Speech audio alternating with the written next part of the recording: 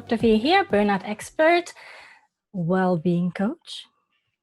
One of the groups of clients I love working with the most is young working parents with little children. Because the second time I had burnout myself, it was exactly in that situation where I was at the top of my career as a surgeon, had my first baby, I was physically actually not recuperated, but had to go back to work, and I completely crashed and destroyed everything I had. So I have learned from the mistakes that I made, and I'm going to give you some great tips here for all those new, fresh parents out there who are still active in the world and who want to not lose their job and who want to not give up their career. It is possible, but you'll have to give up a few other things. First of all, your sleep will be interrupted. It is unavoidable, accept it. So the first 1 or 2 years of your life, you're going to have interrupted sleep and you're going to be tired. That is just the name of the game when you have small children. So what can you do for that? First of all, if you're a stay-home parent, it's okay to have naps during the day when your baby is sleeping. That's one thing that could help you.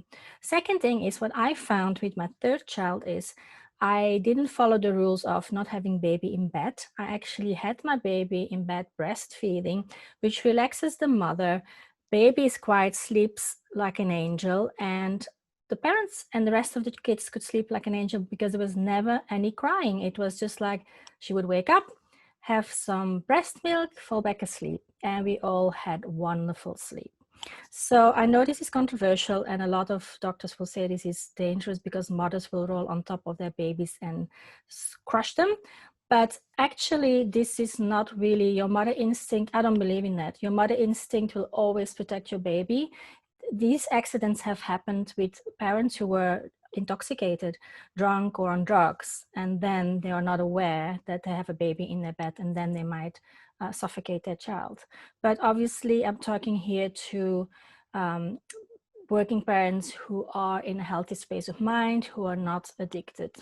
Okay, so you won't be crushing your baby. Instead, you will be very aware that your baby is in your arms and you will be very gentle and carefully, not moving too much and having wonderful sleep. I know this is controversial, so I accept that there will be some reactions to this video.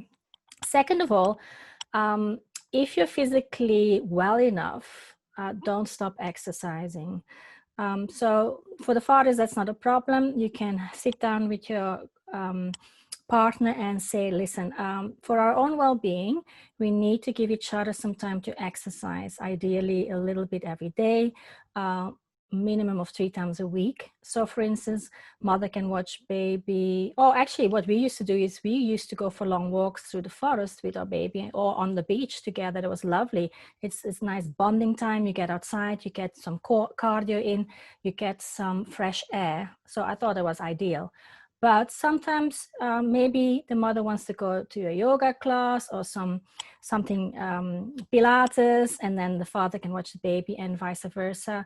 If the father wants to go to the gym or for a bike ride, then you just agree that you give each other that time that this is time for self-care, which you have to prioritize, because too often the parents will just give up on self-care, and then you're not the best parent you could be for your children, because you will become moody, you will become tired, and you might start making mistakes, becoming irritable with your child. We don't want to go that way. You need to care for yourself to be the best parent you can be.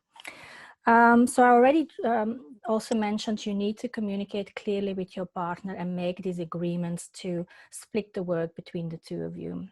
Depending on who will continue breadwinning, depending on who works outside of the house or not, that all has to be negotiated to work for the whole family. Don't compare yourself to your own parents. They were a completely different generation.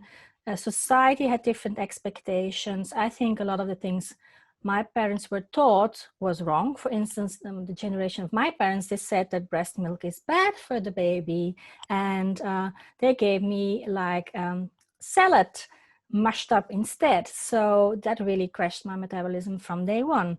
So they had all of these strange beliefs. also the generation of my parents, they believed you should let your baby cry because they have to get used to being alone and not getting their needs met.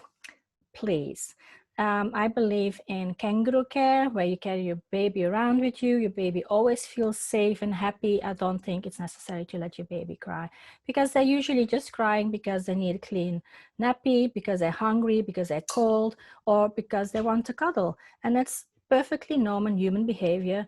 And it's the best part of being a parent, and it will give you the dopamine of feeling good and relaxed as a parent when you have your baby with you. So why not enjoy that beautiful natural moment in somebody's life? I think it's crazy. That's what they used to tell, previous generations. If you get really overwhelmed and stressed and you feel you're gonna lose it, that's the next tip. Deep breathing helps. So just count to 3 in, hold it for 3 counts, and then out. And you can even like breathe in peace in, love out, for instance, or calm in, love out, in the sense that you spread the love around you because you want a peaceful, loving environment. Something great that you can do for your partner either way is surprise them with a warm meal when they come home, something they like, and just pamper each other for a while. Also, run a hot bath for your partner. This is really something that mothers crave because they're constantly caring for other people and nobody cares for them. So run them a hot bath and give them a nice book or a hot cup of tea and let them just steam in there for a while so that they can really feel relaxed and take care of the rest, anything that the world is demanding for them. No phone calls, no interruptions. That is something wonderful you can do for your partner at least once a week. Also, foot rubs, shoulder massages are very welcome. And also, what I would advise any previous perfectionists there, give it up, throw it away. Once you have children, it is not possible to have a perfect space, because as soon as you pick up mess there will be mess over there. So just get used to it. The place will not look perfect, and don't feel bad about it, because you're doing one of the hardest things you can be doing, and that is keeping a little human being alive, making it feel loved, making it feel so safe that it grows up in a confident, loving adult. It's a very important task you're doing. So don't be too hard on yourself. Your hair doesn't have to look perfect.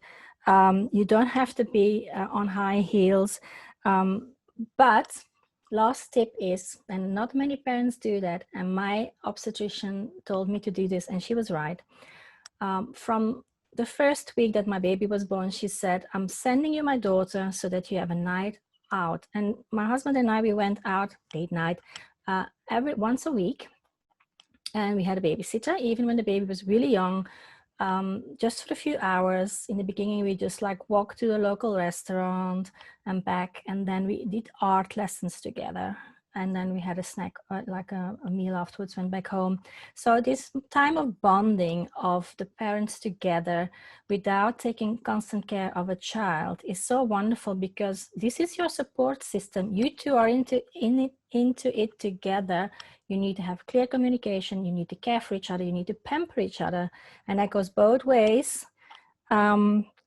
So that you have this wonderful experience together as parents of a newborn child and young children. So these were my tips. I do have experience. I've been a working mom for more than 20 years. I've been alone with 3 children. I've had burnout a few times. So these are the things that I think could make a difference for new parents. But of course, it's up to you how you want to live your life. It's not a dogma.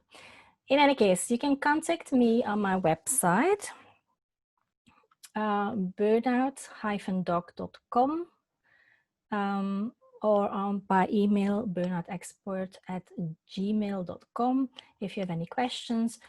And or underneath this video, I'm going to post it on YouTube and probably a bit on Facebook. I hope you enjoyed this information and enjoy your children and your parenthood. Much love from Dr. V to you.